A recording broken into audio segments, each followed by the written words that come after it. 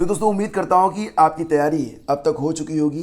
Last time revision आप कर रहे होंगे, लेकिन ये 40 प्रश्न जो मैं अब आपको देने वाला हूँ ये आपके रिवीजन के लिए बहुत ही इंपॉर्टेंट है। परीक्षा से पहले इनको आप पूरा देखिएगा, एग्ज़ाम में ये बहुत ही इंपॉर्टेंट है, आ सकते हैं। और यहाँ पर बहुत कम समय लेते हुए इन प्रश्नों को मैं पूरा कर रहा हूँ। 40 प्रश्न मात्र कुछ मिनट में कंप्लीट हो जाएंगे।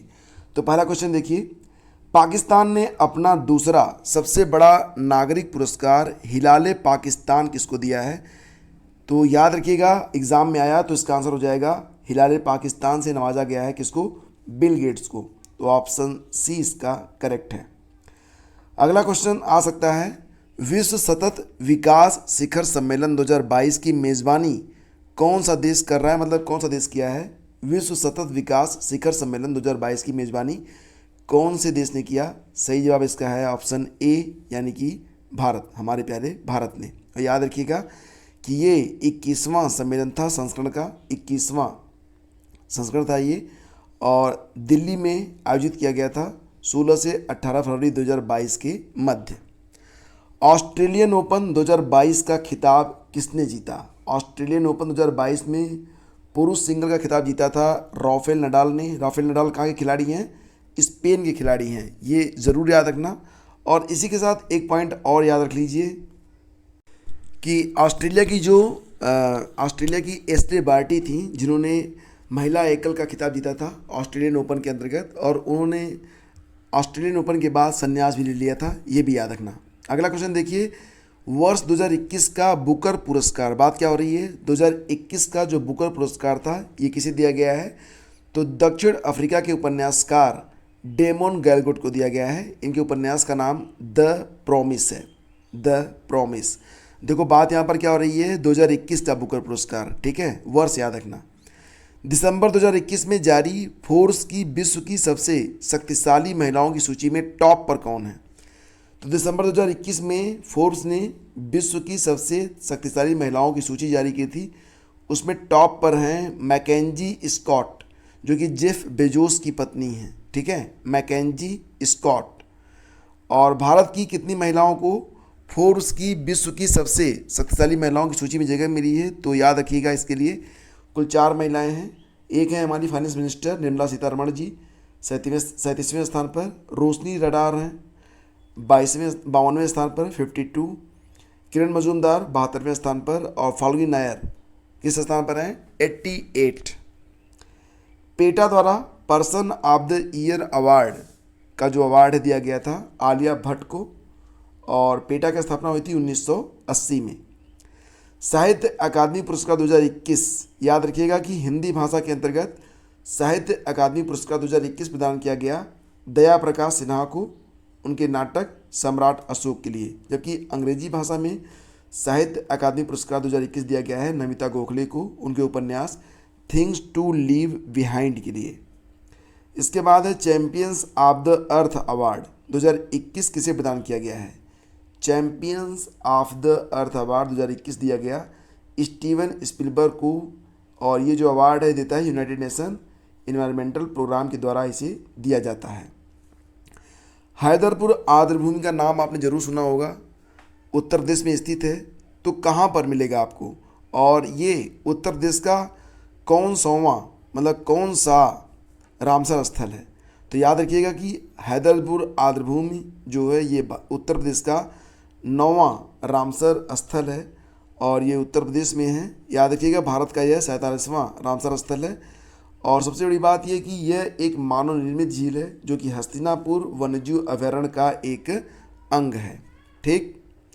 फिर देखिए, दिसंबर 2021 में विश्व स्वास्थ्य संगठन WHO द्वारा जारी विश्व मलेरिया रिपोर्ट, यहाँ पर 2 पॉइंट दिए गए हैं, और ये रिपोर्ट आई थी WHO के द्वारा। कब आई थी? दिसंबर 2021 में आई थी। इसमें बताया गया है पहला पॉइंट कि उप सहारा अफ्रीका क्षेत्र मलेरिया से सर्वाधिक प्रभावित है। ये बिल्कुल सही है, उप सहारा अफ्रीका क्षेत्र जो है ये मलेरिया से सबसे अधिक प्रभावित है। और वर्ष 2021 में चीन और अल सल्वाडोर को मलेरिया मुक्त कर दिया गया है, ठीक है। तो दोनों पॉइंट यहाँ पर करेक्ट है, दोनों को याद रखना। दिसंबर में जारी वर्ल्ड वाइड रिपोर्ट 2021 के अनुसार विश्व में रहने के लिए सबसे महंगा शहर कौन सा है? सिंगापुर, ओहियो, तेल अवीव या फिर ओस्लो? सही जवाब इसका है तेल अवीव। तेल अवीव इजराइल का शहर है और ये सबसे महंगा शहर माना गया है। दमिश्क को सबसे सस्ता शहर घोषित किया गया था इस रिपोर्ट के माध्यम से। अगला क्वेश्चन देखिए, विश्व बैडमिंटन चैंपियनशिप 2021 में भारत के किस खिलाड़ी को पुरुष एकल में रजत प्राप्त हुआ? रजत मतलब सिल्वर। तो विश्व बैडमिंटन चैंपियनशिप 2021 में भारत के किस खिलाड़ी को पुरुष एकल में सिल्वर मिला है? तो इनका नाम है के श्रीकांत। कोविड-19 का जो ओमिक्रॉन वेरिएंट था वो सबसे पहले किस देश में आया था? तो कोविड-19 का जो ओमिक्रॉन वेरिएंट था ये सबसे पहले आया था दक्षिण अफ्रीका में। और ये भी याद रखना कि जो डेल्टा वेरिएंट था उसकी पुष्टि हुई थी कहाँ पर? भारत में हुई थी। ठीक है, याद रखना इसको भी। यूनिसेफ के COP26 का आयोजन कहाँ पर किया गया? कॉन्फ्रेंस ऑफ पार्टीज 26 का आयोजन हुआ था ग्लासगो में। उसके पहले 2019 में COP25 का आयोजन हुआ था, मैड्रिड में हुआ था। फिर COP26 का आयोजन हुआ नवंबर 2021 में ग्लासगो में। 2022 का जो आयोजन होगा वो शर्म अल शेख में होने वाला है। COP27 का ये नवंबर में होगा, प्राय ये नवंबर में ही होता है। और COP28 जो होगा, कॉन्फ्रेंस ऑफ पार्टीज 28, ये नवंबर 2023 में होगा। कहाँ पर होगा? यूएई में होगा। ठीक है। किस भारतीय शहर को नवंबर 2021 में यूनेस्को के क्रिएटिव सिटी नेटवर्क में शामिल किया गया है? देखो, क्रिएटिव सिटी का मतलब होता है ऐसे शहर जहाँ पर कुछ क्रिएटिव वर्क होता है। जैसे कि मुंबई हो गई, मुंबई को फिल्म नगरी कहा जाता है, तो फिल्म के लिए वो क्रिएटिव सिटी है। इसी प्रकार से अलग अलग जो क्रिएटिव वर्क होते हैं। तो अभी तक कुल 6 क्रिएटिव सिटीज़ इंडिया में घोषित हो चुके हैं। लास्ट वाला है, मतलब सबसे ताज़ा घोषित हुआ है श्रीनगर। इसके पहले जो घोषित हुए थे उसमें जयपुर है, वाराणसी है, चेन्नई है, मुंबई है, हैदराबाद है। जैसे वाराणसी और चेन्नई हो गया, ये म्यूज़िक के लिए माने जाते हैं। इसी प्रकार से अदर मतलब अलग अलग कैटेगरी होती है। तो याद रखिएगा, एग्ज़ाम में यही इंपॉर्टेंट रहेगा कि जो यूनेस्को की क्रिएटिव सिटी नेटवर्क है उसमें सबसे नया शहर जो शामिल हुआ है वो श्रीनगर है। ठीक है। COP26 शिखर सम्मेलन में भारत द्वारा किस वर्ष तक नेट जीरो कार्बन उत्सर्जन हासिल करने का लक्ष्य रखा गया है? बहुत ही अच्छा प्रश्न है। इसका उत्तर हो जाएगा 2070 तक। 2070 तक भारत के द्वारा नेट जीरो कार्बन उत्सर्जन हासिल करने का लक्ष्य रखा गया है COP26 शिखर सम्मेलन के दौरान।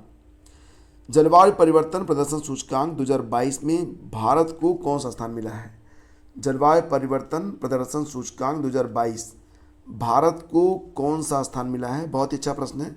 इसका उत्तर हो जाएगा 10वां। और इस सूची में ऊपर से 1, 2, 3 खाली हैं। चौथे स्थान पर है डेनमार्क और भारत है 10वें स्थान पर।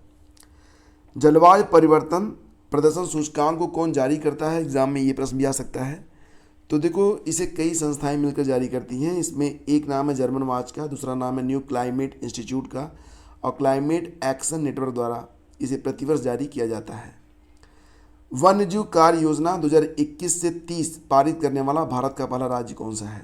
वन्यजीव कार्य योजना 2021 से 30 पारित करने वाला भारत का पहला राज्य है महाराष्ट्र। वन्यजीव कार्य योजना 2021-30 को पारित किया है किसने? महाराष्ट्र ने पारित किया है। हाल ही में किस कंपनी को महारत्न कंपनी का दर्जा मिला है? तो याद रखिएगा कि अब भारत में कुल 11 महारत्न कंपनियां हो गई हैं और सबसे नई जो महारत्न कंपनी बनी है ये 12 अक्टूबर 2021 को केंद्र सरकार के द्वारा इसे अप्रूवल मिला था पावर फाइनेंस कॉर्पोरेशन लिमिटेड को। Power finance corporation limited. और अब भारत में कुल कितनी महारत्न कंपनियां हो गई हैं? 11 हो गई हैं।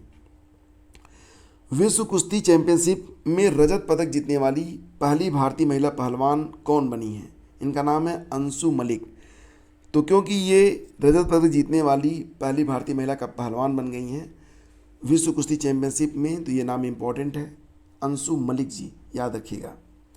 फिर अगला क्वेश्चन देखिए, 7 अक्टूबर को नॉर्वे के ओस्लो में फाइनल में अमेरिका की हेलन से हार के बाद महिलाओं के 57 किलोग्राम वर्ग में रजत पदक जीता इन्होंने। ठीक है, चलिए आगे बढ़ते हैं।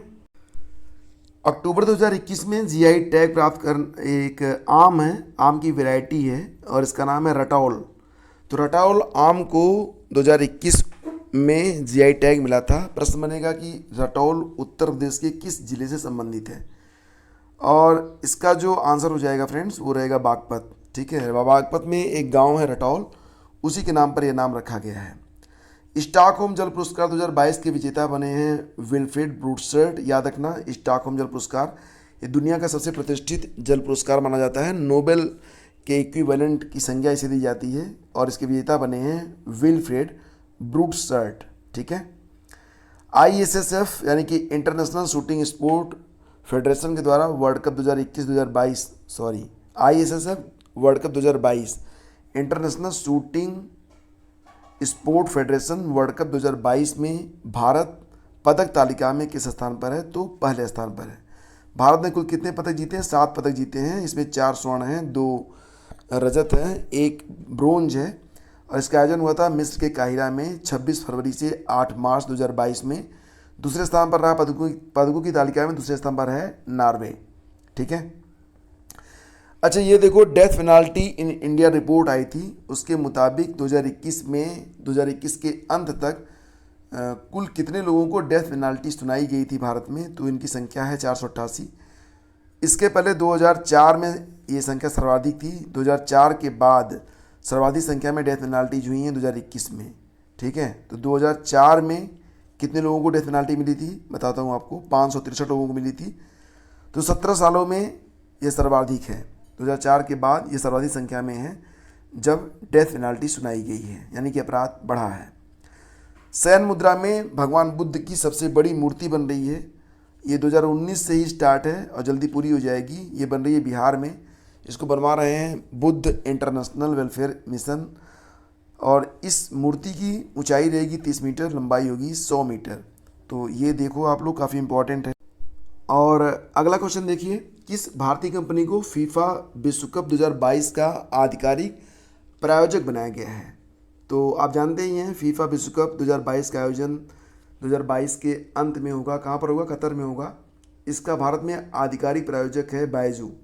ठीक है, बायजू रहेगा, याद रखना। और फीफा विश्व कप 2022 में कुल कितनी टीमें पार्टिसिपेट करेंगी? तो कुल 32 टीमें होंगी। एबल पुरस्कार, बहुत ही अच्छा प्रश्न है, ये एग्जाम में आ सकता है। एबल पुरस्कार 2022 किसे दिया गया है? तो ये डेनिस पार्नेल सुलीवन को दिया गया है। ये अमेरिका के गणितज्ञ हैं और एबल पुरस्कार गणित के क्षेत्र में दिया जाता है। जो लोग गणित के क्षेत्र में काफ़ी अच्छा काम करते हैं तो उनको एबल पुरस्कार से सम्मानित किया जाता है। एबल पुरस्कार नॉर्वे के राजा के द्वारा प्रदान किया जाता है, मतलब नॉर्वे के द्वारा यह पुरस्कार प्रदान किया जाता है। टीबी दिवस अभी हाल ही में मनाया गया था। इसकी थीम इम्पॉर्टेंट है, याद रखिएगा कि विश्व टीबी दिवस 24 मार्च को मनाया गया था और 2022 में इसकी थीम है invest to end TB save lives. Invest to end TB save lives, ये इसकी थीम है। महात्मा गांधी ग्रीन ट्रायंगल का उद्घाटन कहाँ पर किया गया है? महात्मा गांधी ग्रीन ट्रायंगल का जो उद्घाटन है ये किया गया है मेडागास्कर में। ग्रीन ट्रायंगल कहाँ पर बना है? मेडागास्कर में। फरवरी 2022 में कहाँ पर वित्तीय स्थिरता और विकास परिषद की बैठक हुई है? वित्तीय स्थिरता और विकास परिषद की बैठक हुई थी मुंबई में। इसकी अध्यक्षता की गई थी RBI के गवर्नर के द्वारा। ठीक है, फरवरी में हुई थी ये बैठक। कहाँ पर हुई थी?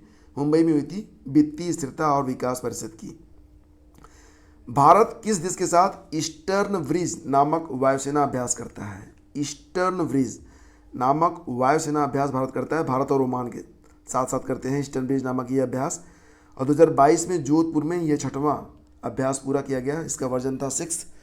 एक बात याद रखना कि भारत ओमान जब थल सेना का संयुक्त अभ्यास करते हैं तो उसे कहते हैं अलनिगाह, और जब नौसेना का करते हैं उसे कहते हैं नसीम अल बहर, और जब वायुसेना के द्वारा किया जाता है तब इसको कहते हैं ईस्टर्न ब्रिज। तो तीनों याद रखना, ईस्टर्न ब्रिज वायुसेना अभ्यास है और थल सेना अभ्यास है अलनिगाह, नौसेना अभ्यास है नसीम अल बहर। इनको कौन कौन करते हैं मिलकर? भारत और ओमान। भारत के किस उद्योगपति को असम राज्य का सर्वोच्च सम्मान असम वैभव मिला था? तो ये मिला रतन टाटा जी को। ठीक है। 28 फरवरी 2022 को मनाए गए राष्ट्रीय विज्ञान दिवस की थीम जरूर याद रख लो, सतत भविष्य के लिए विज्ञान और प्रौद्योगिकी में एकीकृत दृष्टिकोण। ये काफ़ी इंपॉर्टेंट है। 7-8 जनवरी 2022 के मध्य ई प्रशासन पर 24वें राष्ट्रीय सम्मेलन का आयोजन कहाँ पर किया गया? यह आयोजन हुआ था 7-8 जनवरी 2022 को ई प्रशासन पर किया गया था 24वां राष्ट्रीय सम्मेलन, और ये आयोजन हुआ हैदराबाद में। इसकी थीम रही थी भारत का टिकट, महामारी के बाद की विश्व में डिजिटल प्रशासन। फिर देखिए जनवरी 2022 में किसे IMF का मुख्य अर्थशास्त्री बनाया गया है। तो IMF का नया मुख्य अर्थशास्त्री बनाए गए हैं पियरे ओलिवर गॉरेंचस, और ये किसकी जगह पर आए हैं? गीता गोपीनाथ की जगह पर आए हैं। जनवरी 2022 में जारी ट्रांसपेरेंसी इंटरनेशनल की भ्रष्टाचार बोध सूचकांक 2021 में भारत का स्थान क्या है? तो ट्रांसपेरेंसी इंटरनेशनल के द्वारा ये सूचकांक जारी किया जाता है। भ्रष्टाचार बोध सूचकांक 2021, भारत की रैंक इसमें है 85 और इसमें कुल 180 देशों का नाम है। संयुक्त रूप से टॉप पर हैं डेनमार्क, फिनलैंड और न्यूजीलैंड। किस देश ने महिला एशिया हॉकी कप 2022 का खिताब जीत लिया है? तो जापान ने। इसका आयोजन हुआ था ओमान में, दक्षिण कोरिया को हराया था, यानी कि दक्षिण कोरिया रहा था रनर। ठीक है, तो महिला एशिया हॉकी कप किसने जीता? जापान ने जीता। और ये देखिए आपका अंतिम प्रश्न है, किस राज्य के वाड़ा कोलम चावल, इसको झिन्नी चावल भी कहते हैं, वाड़ा कोलम चावल और सफ़ेद प्याज को GI टैग मिला है? तो ये वाड़ा कोलम चावल और सफ़ेद प्याज हैं महाराष्ट्र के। ठीक है, अब यहाँ पर देखो दो प्रश्न मैं आपको दे रहा हूँ, इनके उत्तर नीचे कमेंट करके आप बता सकते हैं। अगर जो टेलीग्राम चैनल है आपका स्टडी विद ज्ञान प्रकाश, वहाँ पर भी ये प्रश्न मैं डिस्कस कर रहा हूँ पूरी व्याख्या के साथ, वहाँ पर जाकर आपको इसका उत्तर मिल जाएगा। तो बताइए इसका उत्तर क्या होगा? वैश्विक युवा विकास सूचकांक 2020 के अनुसार भारत की रैंक क्या है? तो इसमें से आपको रैंक बतानी है। दूसरा क्वेश्चन है कि सितंबर 2021 में NDB मतलब न्यू डेवलपमेंट बैंक में शामिल नए देशों में कौन सा देश शामिल नहीं है? तो उरुग्वे, बांग्लादेश, UAE और वेनेजुएला। तो ये 4 नाम हैं जो कि NDB में शामिल हुए देशों में, इसमें एक देश शामिल नहीं है। तो फ्रेंड्स, अगर ये सेशन आपको अच्छा लगा है तो प्लीज़ इसे लाइक और शेयर जरूर कीजिएगा, और ये PDF अगर आपको चाहिए तो वीडियो का डिस्क्रिप्शन चेक कर लीजिएगा। Thank you so much.